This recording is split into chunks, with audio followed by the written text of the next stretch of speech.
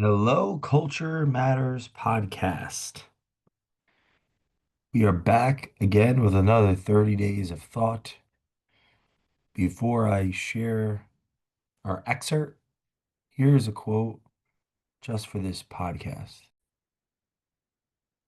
Pretty great philosophy is the personal confession of its author, Friedrich Nietzsche.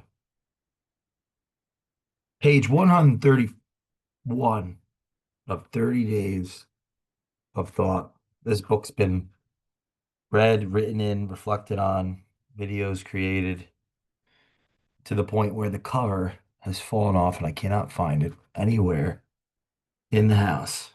The purpose of 30 Days of Thought is to read to think, write to develop, and speak to let go. If you listen to the Culture Matters podcast, you'll hear not just me now, but various guests say, here, listen to what is unsaid. That came long after 30 Days of Thought from the process of reading, writing, sharing the videos, interviewing guests on the Culture Matters podcast. Interesting turn of events, the value of meditating through 30 days of thought and using the book as actually less than a book and more of a process of mediation, a process of unbecoming, a process of unlearning, a process of the pursuit of knowing, knowledge. That brings us to our excerpt today. Knowledge is potential energy. I was rereading it this morning and overwhelmed by how much there is to talk about. And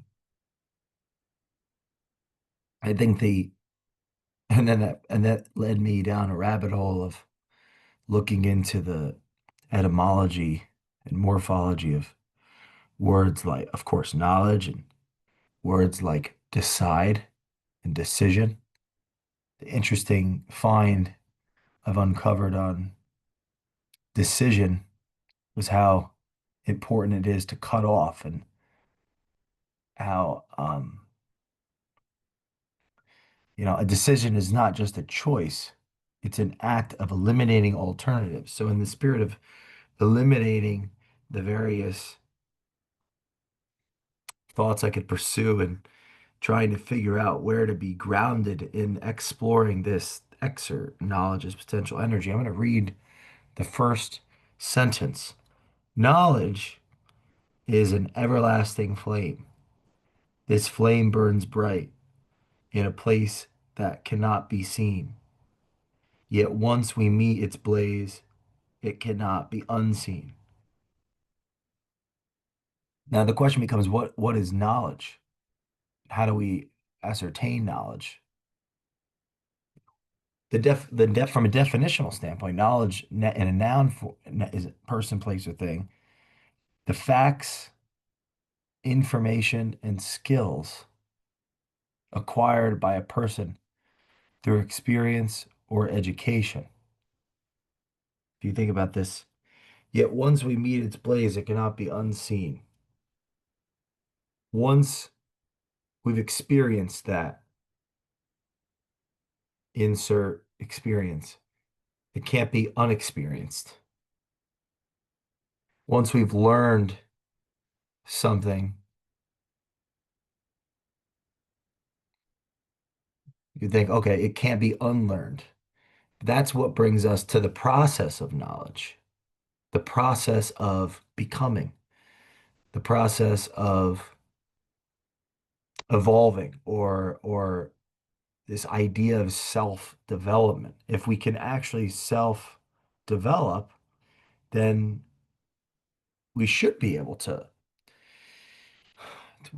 shed our skin. We should be able to unlearn. We should be able to break down our uh, the previous concepts that we held true that were part of our identity that made us who we were up to that point. And an example, like in a business context, I work my way through the organization, from the bottom to the top. I start at the very bottom base job. I don't know what that job would be. Let's just think of like the intern at the lowest rung, lowest degree of knowledge necessary, right? The theoretical or practical understanding of a subject. So the least amount of knowledge necessary to do a task that cumulatively is helpful for the organization, but it's like the bottom or the base entry level to work all the way to the top, that chief executive officer of the organization, that chief decision maker. Interesting. Think about the word decision. There's two different titles, right? Like office, like intern, office clerk, chief executive officer. Each title signifies different responsibilities, a different context that each party is living in the world within. And like in a sense, a different number of things that they are called to say no to, right? What if a big part of knowledge or burdening knowledge and leveraging its potential energy, because we're going to talk about what can be versus what will be, is knowing what not to do, having the wisdom to decide, having the wisdom to discern, having the knowledge and the knowledge and the values to discern what not to do. The knowledge and the wisdom, because with more knowledge comes more opportunity. With more, if the knowledge reflected out and agreed upon by the group. So in that example, the group is the organization, right? The enterprise is valuing the person at the top of the hierarchy. They're reflecting we're gonna suppose that they have the knowledge for the job. We're gonna suppose that they do. They have the knowledge. They are in the right seat from an information, facts, and skills point of view that they've acquired through personal experience or education or both. The title reflects that, and that signals to everyone in the organization and outside that they are where they're supposed to be. They are where they're supposed to be. And from that, they will be valued by the group. They will be, there's a value, there's an implicit valuation, there's an implicit meaning. That's with clarity around that person is where they're supposed to be. Things are working the way that they're supposed to be working. That lowers that lowers the fight or flight response. That increases the potential for buy-in. That increases the potential for potential energy to be acted out within the organization. Knowledge is potential energy. The reason knowledge is potential energy is because to have the facts and information and skills necessary opens up a possibility for action, for actually solving the problem adequately. You solve one problem, you go to the next level. Now there's a new problem of a greater uh, complexity or difficulty. Every problem solved opens up another level, another problem that's going to be harder than the last, more difficult than the last, just at the bounds of knowledge. If you think like knowledge and growth have a relationship, because if if if if if growth is occurring, then it's a constant, never-ending expansion, an expansion. Now there may be contractions within a time within a yeah time period, but those contractions lead to further expansions. So and it's knowledge is an ever expanding consequence of reality. And we as individuals fit within this reality and have to relate to this expansion and this contracting, expanding and contracting, expanding and contracting. We see this at every context. The markets, organizational cycles, the human, the human, you know what, the on the individual, like there are stages to life, childhood and early adolescence and so on, and match adulthood and elder the elder stage, and there's stages.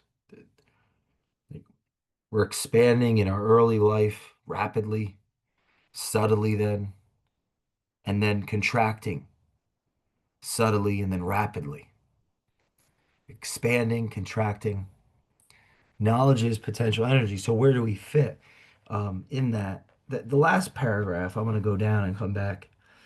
We must overcome our arrogance of self before we can replace old thoughts with the new. To become our best, we must self-discover.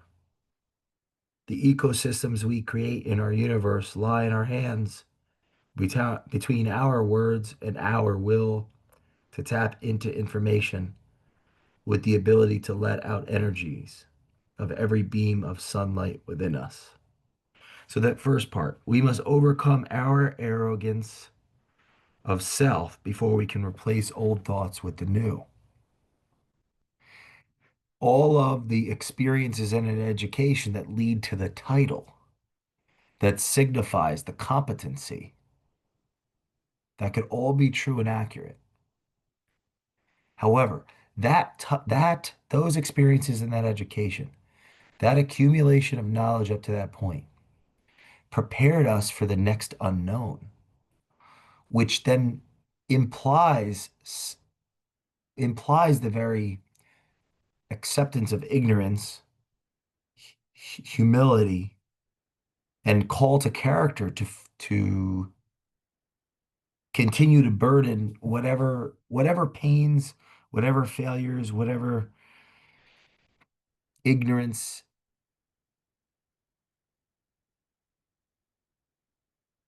that came before that led to the accumulation of that level of knowledge, that degree of experience, that the title is a signifier to the group that things are in their proper place. It's imposing on the individual that's holding that title a burden of character, a burden of like choice, a burden of decision to be able to figure out what not to do so they could focus on what they must do that title implies. This is why it's relevant to the Culture Matters podcast. Culture matters. Culture and matter have a reflectory relationship. How that individual with that title relates to the world, to themselves, to others, through others, into the unknown. Knowledge is potential energy. It has to be acted out. And for that there must be discernment, and that's a values conversation. That's a what does that person value? What is their value in real time? and potential time, potential energy to the group, to the customers, to society, to the stakeholders. The feedback loops in the culture, how the organization is governed and the systems that are set up, and something as subtle as a title that's sufficient to reflect their knowledge, their responsibility, sufficient and lived out, lived out in accordance with its clarity. So like you'll hear often people say that I don't care about the title. It they may that's exactly what they that you would it, that's exactly what we might there's like a character implication in that. Interesting. That's exactly what we might hope that the leader that we desire, whether we even recognize this consciously or not, it's likely not conscious. It's like unconscious gravitation. We would likely hope that the ultimate authority felt that way and truly believed that. But and maybe they must to burden the responsibility accordingly. But we need them to have the title. We do, the people that are not them, that are looking up to them, that are looking up to them, what they represent. We need the title. We need to know that things are in their proper place. We need to know that there's enough order for us to pursue the unknown in the ways that lower the likelihood of absolute failure and increase the likelihood of our success. It's a never-ending game of games within games. The title is about others more than the individual. Like it signals the competence and grants confidence to the organization, to the shareholders, to the stakeholders, to the employees. And it connotes responsibility of the individual to live up to that expectation.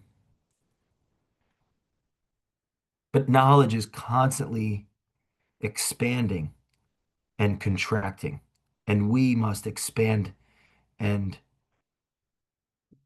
contract with it. Contract in the sense that is the willingness to unlearn, the willingness to destroy our own or burn up parts of ourselves. This piece, we must overcome our arrogance of self before we can replace old thoughts with the new. And that's what 30 Days of Thought is about, is a process of mediation. I am not the same person when I wrote these thoughts, and just because, and I disagree is like a overly simplistic way of putting it, but um, in some of these excerpts I've regressed, and in others I've progressed according to how I'm looking at it. But I could be wrong even of that. But the process of even looking back to look forward is where the value is created. The openness to do so, the willingness to do so, and from that mediation of exploration comes the creation, the value, and is a call to the values of creation, the values that create. And there's an interesting relationship between the values that destroy and the values that create. We can explore in another podcast. But so can be and will be. So think of, what can be and what will be has a relationship with our current knowledge and how we decide, what we decide on. our decision-making process, which has a relationship with our character, the values that we live our lives out by. And that's influenced by our environment, by our education, like current environment, past environment, current degree of education relative to the necessary, uh, relative to the I guess the average level of education necessary to compete, necessary to cooperate with others.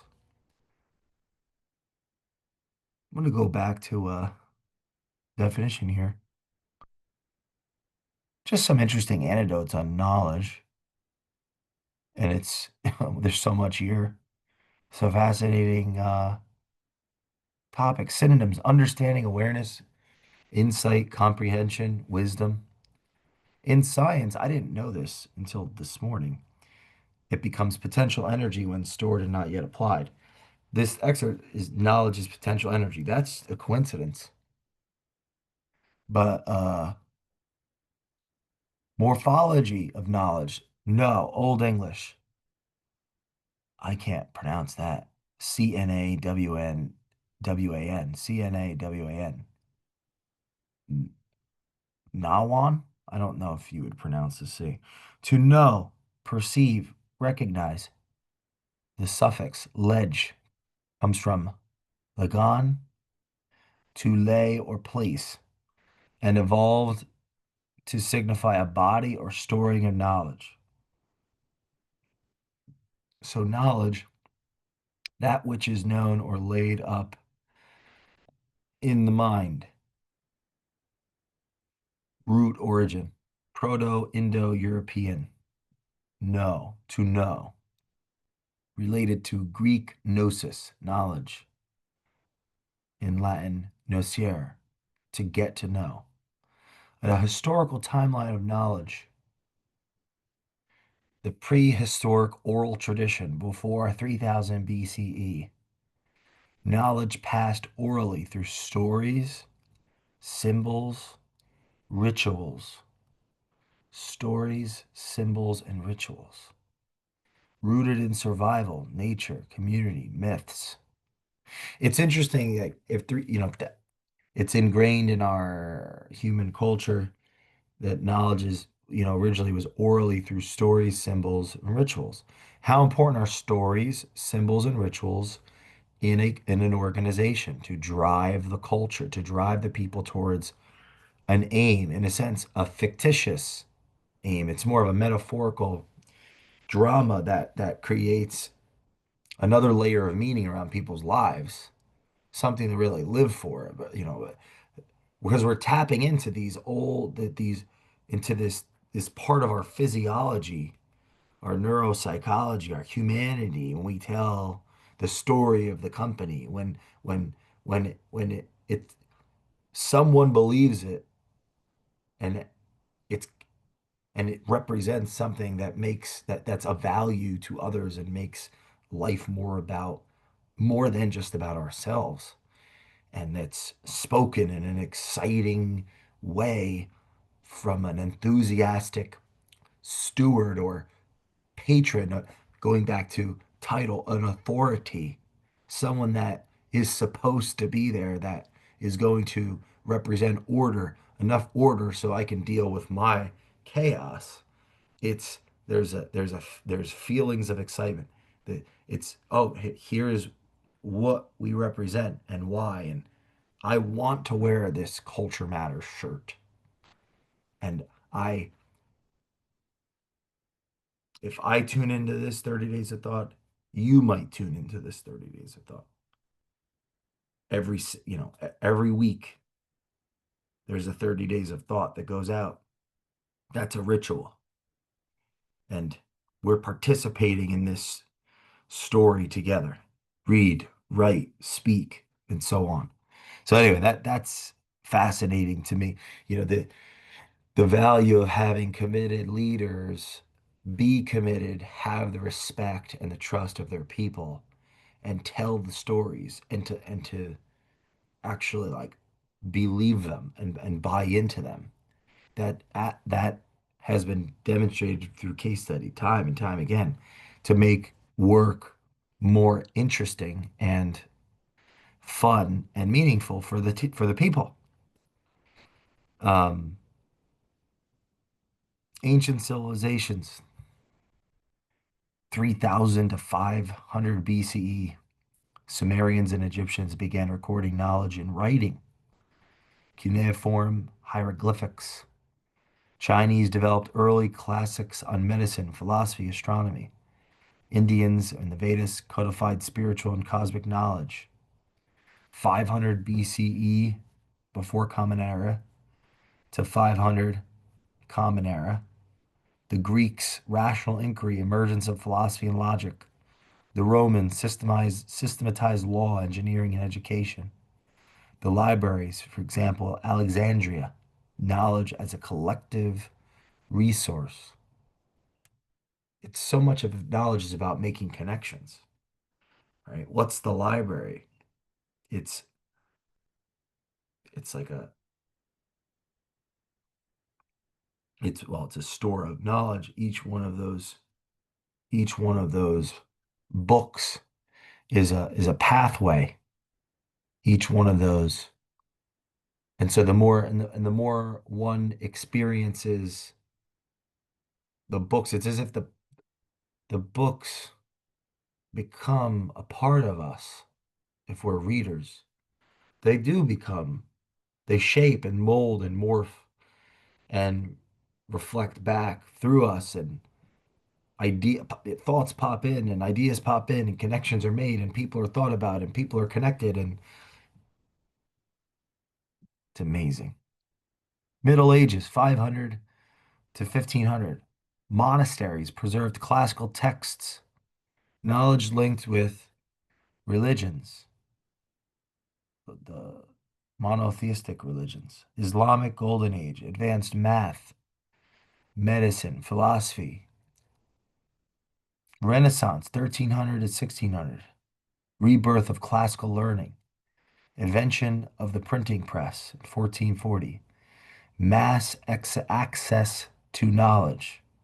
Now, we're the it's as if, now each individual has this opportunity to know. Yeah, I just learned this the other day. Know thyself. Know thyself meant understanding one's place in like the Roman times, understanding one's place. I think 1,000 years later, people have the ability to know more about the world at every level from having books, from having writing in front of them. It could change the relationship they have with that concept of knowing one's place in like some hierarchical form, like place as in you're this and you never change. Meaning, so if you were born poor, you die poor. You don't you're not born poor and then become the king or the queen or the CEO or whatever. You don't change your place in society. But having the access to know, what if that influenced or opened up a space, or broke that paradigm, that invisible cage, or series of cages or boxes, and now began shaping the individual as we know it today. One of that can constantly reinvent themselves within society. Society's going to look and say, "Oh, wow," and maybe not even push them down. And get that depends on the culture, right? Some cultures, tall poppy syndrome. Other cultures, like in the West and in America, there can be pride from that, at least historically, the bootstrap to millionaire. And I say millionaire because the billionaire era is a different culture, a different feeling, a different sense. Um, what was that author? Horatio Alger books, right? pride around someone that started low and went high hierarchically versus contempt or resentment and envy. That would have a debilitating effect on the each individual's overall rise beyond their social status.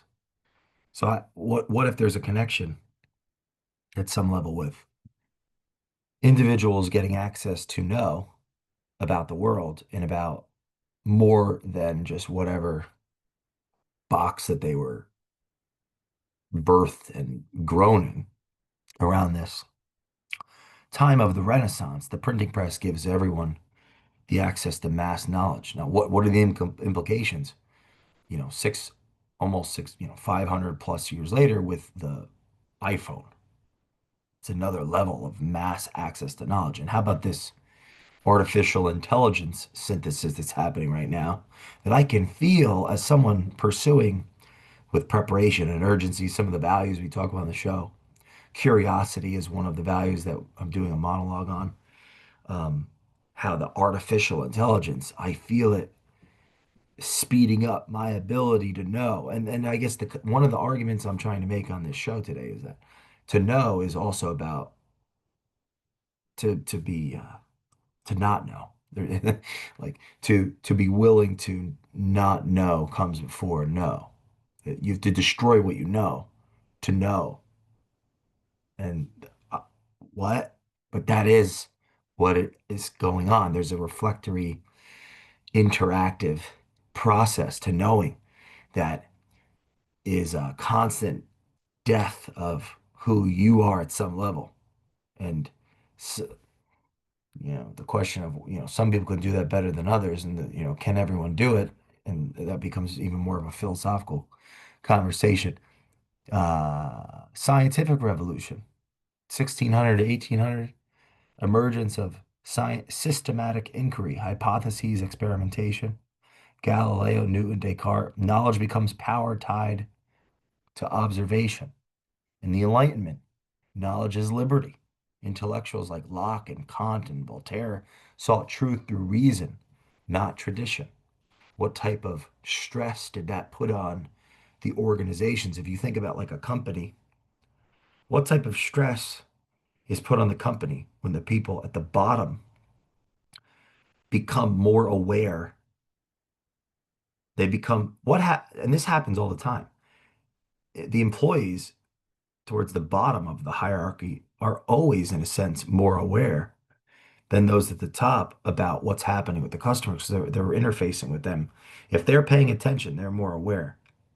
Now, their degree by which they pay attention has a relationship to how much those at the top pay attention. And that's when those at the top stop paying attention, those at the bottom that have been paying attention become resentful, and some turn apathetic and some turn mutinistic, like a mutiny, rebellion. That's why it's key that an organization constantly has feedback loops and governance, and it's a multiple things. It's the feedback, it's the governance, which is like organizational structure. I mean, that goes to the title conversation we were having earlier. It's as it grows, that complexity becomes more and more, and it constantly is changing and needs to be retooled and refixed, realigned, and that's partly why it's so important for for those that lead an organization from an authority standpoint to be absolutely engaged and all in, and it does come with great costs to their lives. It's like the great sacrifices because when they're not, the whole thing just starts breaking down. But interesting thought, like in the Enlightenment, right? The intellectuals, reason, not tradition, reason, not tradition. Reason is an individual exploration. Tradition, that has to do with now and forward. Knowledge, what I'm accumulating myself, that I'm in, uh, that I have a relationship with knowledge, and I'm relating and discovering, and then what the potential energy that I can create as an individual, that could be beyond the average consciousness of the tradition. So, uh, um, people easily outgrow an organization that's become stunted, stagnant, and stultified. And that's where innovation starts to get undermined. Right? How does the organization burn itself by its own flame and know the next level, the next thing, when that when it can't hear itself, when it can't hear its people, when it doesn't hear its customers, it's going to lose the great people. It's going to lose the soul of it's going to lose its culture. Its culture as its identity. It's going to lose the stories, lose the language. The values become meaningless. The rituals don't happen, or they do, and they're just not the same. The hero is dead. The people don't want to move up within the organization, and those that are up don't want to show up and give it all. It's just work. It's just a means to satisfy their own personal hero's journey, not something bigger than themselves reflected in the company. Anyway, industrial age, 1800 to 1950, scientific knowledge drives mass production. Medicine, technology, education systems expand. Knowledge equals economic power. Digital age, from 1950 to the present, exponential growth of access to knowledge. From books to internet, AI, and big data, knowledge becomes distributed, decentralized, digitized. So, if anyone's interested, the study of epistemology, of how we know what we know, is something to look into. I may do a whole podcast just on this, maybe a part two on knowledge as potential energy. Feels like I need to do that. If you enjoy this conversation, share this with a friend. Pick up your copy of 30 Days of Thought. This is page 134. Knowledge is potential energy. Firstly, it must be the action that has every reaction. As the pendulum of life swings, we ask ourselves why. The answer is complex. The decision based off the knowledge or potential energy started the swing in the first place. Thank you for listening. We will see you next time on the Culture Matters podcast.